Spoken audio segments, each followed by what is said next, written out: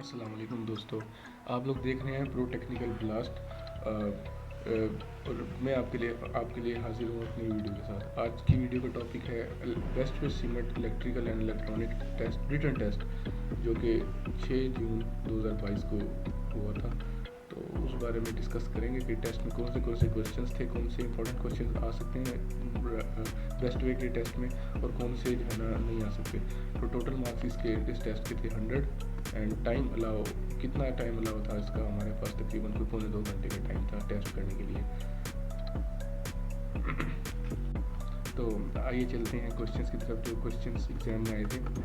Exam में आपको जैसे कि पता है कि बेस्ट वे सीमेंट फैक्ट्री का जो टेस्ट होता है, इसमें हमारे पास शॉर्ट क्वेश्चंस भी होते हैं और एमसीक्यूज़ भी होते हैं। तो सबसे पहले शॉर्ट क्वेश्चंस की बात कर लेते हैं। हमारे पास शॉर्ट क्वेश्चंस में पहला क्वेश्चन था 3 मार्क्स का क्वेश्चन था आपका, ठीक है। हर क्वेश्चन आपका 3 मार्क्स था इसमें, ठीक है। पहला क्वेश्चन हमारे पास है question number 1, define beat interference and stationary wave. आपको पता होगा, आप लोगों ने पढ़ा होगा बीट इंटरफेरेंस स्टेशनरी वेव क्या होता है। ये नीचे मैंने एक्सप्लेन कर रखा है सारा। The periodic rise and fall in the intensity of sound due to superposition of two sound waves of slightly different in frequencies travelling in the same direction is called beats.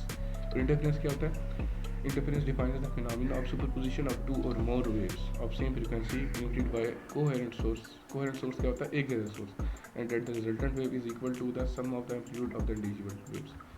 And third one, stationary waves क्या होता है? Stationary waves is a wave which is not moving, जो still होती है अपनी जगह पे, is at rest. When two waves with the same frequency, wavelength and amplitude traveling in opposite directions will interfere, they produce a standing wave.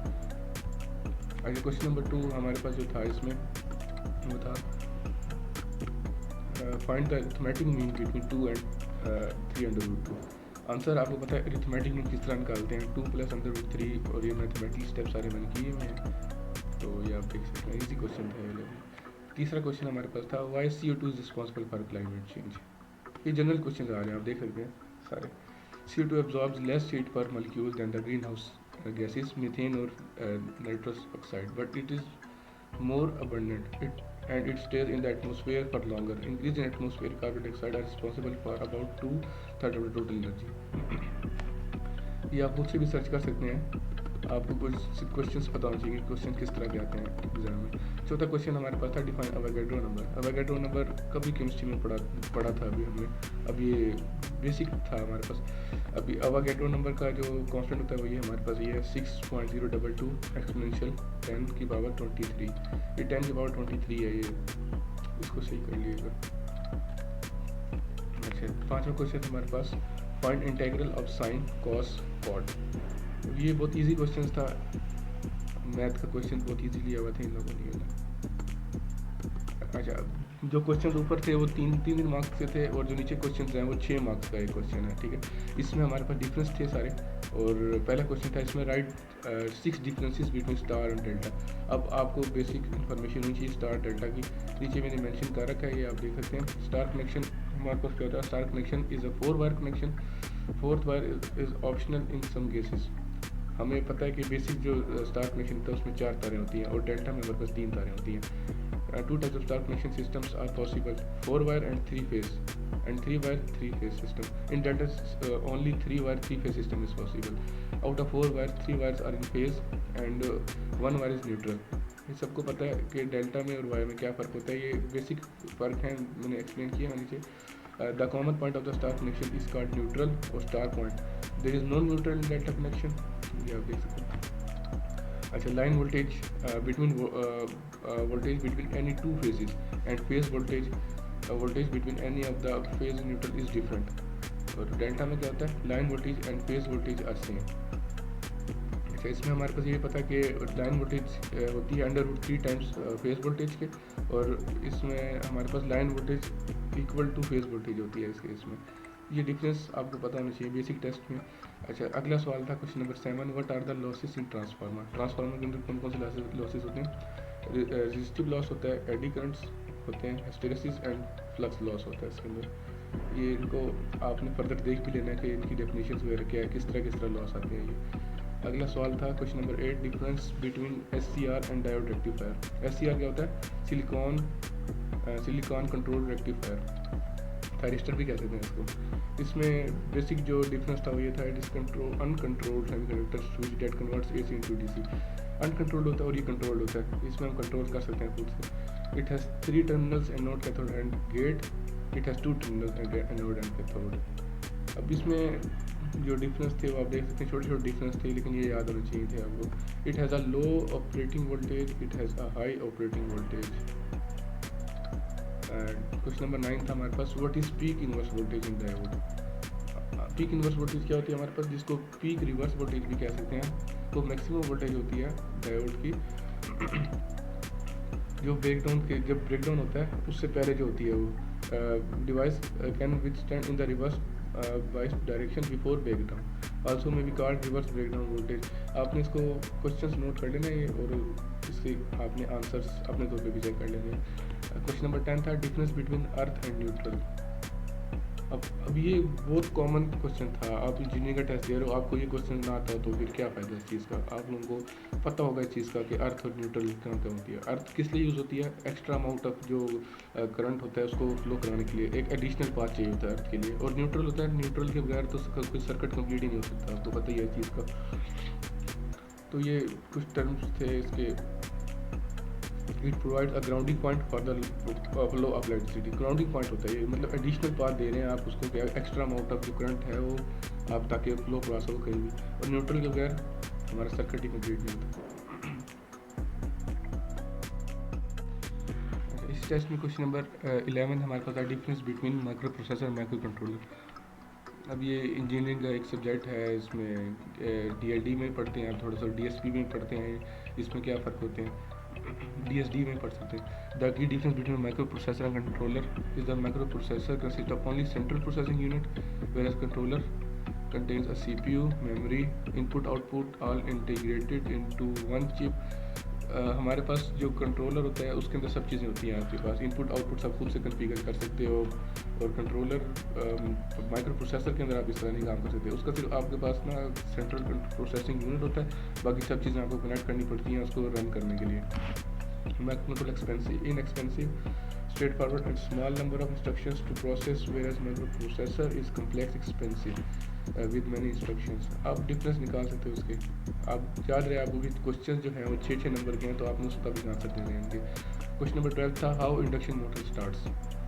Induction Motors start as the name suggests, the induction motor is started by connecting it directly to 3-phase supply. In this method, the motor draws a high current, starting current about 4 to 7 times of the rated current and at low power factor। बस ये चीज़ ही इनको चाहिए थी कि कितना current चाहिए होगा इसको, कितने परसेंट ज़्यादा होता है, और 3 फेज देंगे इसको या सिंगल फेज देंगे, इसलिए क्वेश्चन दिया गया है। क्वेश्चन नंबर 13 हमारे पास क्या है, define power factor.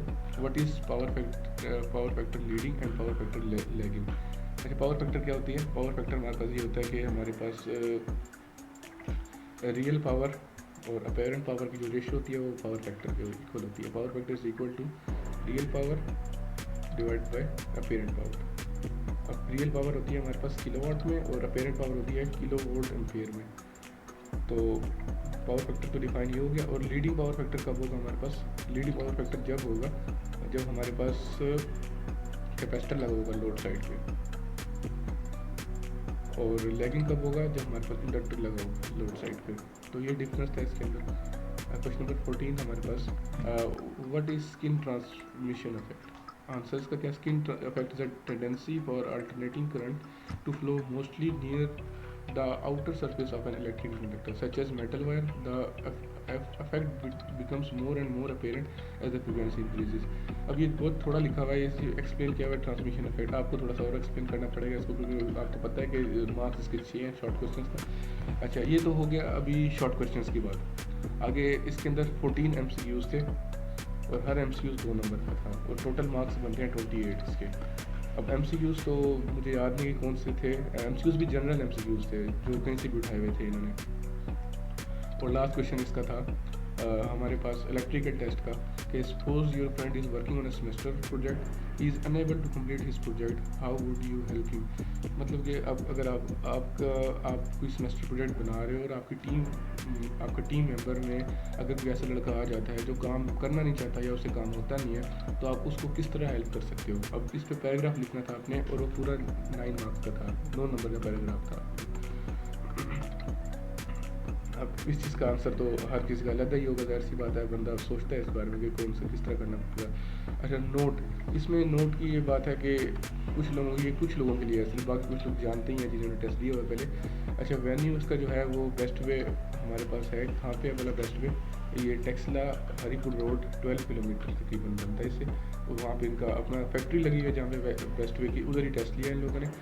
Under tent and तंबू कनाते लगाई हुई थी, उसके नीचे टेस्ट दिया इन्होंने गर्मी में, और पेडिस्टल फैंस साथ हैं इनके। Must bring your clipboard for easiness, अगर आप चाहते हो कि आपको कोई मसला मसाइल ना हो टेस्ट के दौरान, पसीने भी आता है, गर्मी बहुत होती है, उसको जून में टेस्ट दिया इन्होंने, तो इसके लिए आपको क्लिप बोर्ड ले जाना पड़ेगा साथ। ये तो होगी बात इलेक्ट्रिकल, ठीक है। अब इलेक्ट्रॉनिक्स का टेस्ट भी साथ ही था, इलेक्ट्रॉनिक्स का टेस्ट एक दिन था, लेकिन टेस्ट थोड़ा सा डिफरेंट है इनका। तो बेस्ट वे टेस्ट इलेक्ट्रॉनिक्स का क्या था, आइए देखते हैं उसमें कौन से टॉपिक थे। टाइम 100 मार्क्स थे, मार्क्स उसके भी 100 ही थे, टाइम उसका भी तकरीबन पौने 2 घंटे का ही था। टॉपिक्स हमारे पास क्या था, डाइविक एंड ट्राइक, ये इलेक्ट्रॉनिक्स वालों को ही पता होगा, इस चीज़ का हमें तो नहीं पता, हमारी तो इलेक्ट्रिकल पावर है। बाकी टॉपिक्स इसमें मैं एक्सप्लेन कर देता हूँ। वो S C R flip flop, X or gate, ammeter and voltmeter, इनकी डिफरेंस आ जाता होगा, या फिर गैल्वानोमीटर को एमीटर और वोल्ट मीटर में कैसे कन्वर्ट कर सकते हैं। Jitter diode, transistor. अच्छा, मैथमेटिकल्स में जो क्वेश्चन अभी आपको ऊपर इलेक्ट्रिकल पावर में देखे हैं, मेरे ख्याल से वही MCQs थे इनके, डेरिवेटिव और इंटीग्रेशन वाले क्वेश्चन थे। अच्छा, साइंस के क्वेश्चन थे, बेसिक क्वेश्चन, जैसे अभी इलेक्ट्रिकल पावर के भी थे इसके अंदर। और इसके अलावा thermoflask, temperature and persistent region, micro processor and control. अब ये सवाल रिपीट हुआ है दोनों टेस्टों में, ये आप देख सकते हैं, ये इंपॉर्टेंट सवाल था, दोनों टेस्टों में रिपीट हुआ था। इलेक्ट्रिकल पावर वाले भी रिपीट हुआ है, इलेक्ट्रॉनिक्स वाले भी रिपीट हुआ है। अच्छा, इनके MCQs जो थे वो 9 मार्क्स के थे, और मार्क्स इनके 18 मार्क्स का था MCQs पोर्शन। और जो क्वेश्चन नंबर 9 था, सॉरी लास्ट क्वेश्चन था, वो सेम था। Suppose your friend is working on semester project, he is unable to complete his project, how would you help him. तो इसका आंसर मैं आपका क्वेश्चन भी एक्सप्लेन कर चुका हूँ पहले, तो आपने इसका फिर आंसर खुद से देना। ये आप देख सकते हैं कि किस तरह का टेस्ट है इसका, बेस्ट वे सीमेंट का। जो लोग तैयारी कर रहे हैं इसको, तो काइंडली ये जो है ना आप क्वेश्चन तैयार करके जाएँ, क्योंकि हो सकता है कि नेक्स्ट टाइम अगले साल इसमें से कुछ क्वेश्चन रिपीट कर लें लोग। तो ये थी आज की वीडियो, उम्मीद करता हूँ वीडियो अच्छी लगी होगी आपको। अगर अच्छी लगी, अगर आपके लिए हेल्पफुल वीडियो है, तो इस चैनल को सब्सक्राइब कर दें एंड लाइक ज़रूर कर दें इस वीडियो को। Thank you.